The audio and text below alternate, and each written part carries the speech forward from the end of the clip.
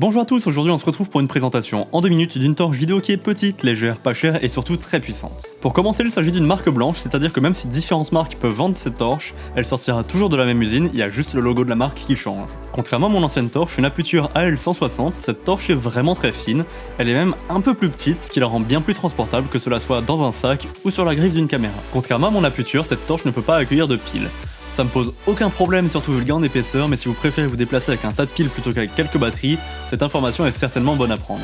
Comme pour une grande partie de ce type de torche, elle s'alimente avec des batteries style Sony NPF, que cela soit les 550, les 770 ou les 970. En revanche, on s'aperçoit rapidement qu'avec le plus gros de ces modèles, compte tenu de son épaisseur, la torche peut très vite se retrouver déséquilibrée. Comme vous l'avez peut-être déjà remarqué, cette torche a 2 molettes et un interrupteur. L'interrupteur permet tout simplement d'allumer et d'éteindre la torche en préservant les niveaux de luminosité des 2 molettes qui règlent chacune l'intensité d'une température de couleur.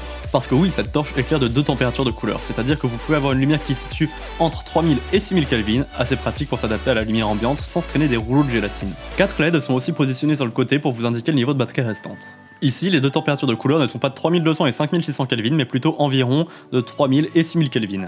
Ce qui fait que par exemple, pour avoir une lumière blanche avec une caméra réglée à 5600 Kelvin, on doit mélanger un peu des 2 couleurs. Ça peut paraître un peu inutile, mais en réalité ça veut dire que pour éclairer à 5600 Kelvin, on utilise toutes les LED de la torche, donc on gagne un peu en puissance. Par contre, on ne peut pas savoir à quelle température de couleur la torche est réglée, on doit y aller un peu au pif, donc les réglages ne peuvent pas être très précis. Contrairement à ma torche Aputure, celle-ci projette de la lumière sur un angle un peu plus large, de façon un peu plus homogène, là où la Aputure se concentre uniquement sur ce qui est vraiment devant elle. Bon, comme vous le voyez, ça reste une torche, donc en lumière principale, elle fait pas mal d'ombre, il faudra certainement penser à utiliser de la diffusion pour adoucir ça. Sinon, en backlight ou même pour éclairer un fond, elle fait très bien l'affaire. En bref, cette torche est, je trouve, très bonne, son gros avantage est sa compacité et son poids. En utilisation sur une caméra, elle fait très bien l'affaire, et en studio, cela peut faire une très bonne lumière d'appoint, même si on peut regretter l'absence de prise secteur et le manque de précision dans les réglages dans ces conditions. En bref, surtout pour 20 à 30 € suivant les revendeurs, je ne peux que vous recommander cette torche. Sur ce, je vous dis à la prochaine, n'oubliez pas d'aimer la vidéo si elle vous a plu, de poser vos questions en commentaire et de vous abonner pour ne pas rater les prochaines vidéos. Allez, salut!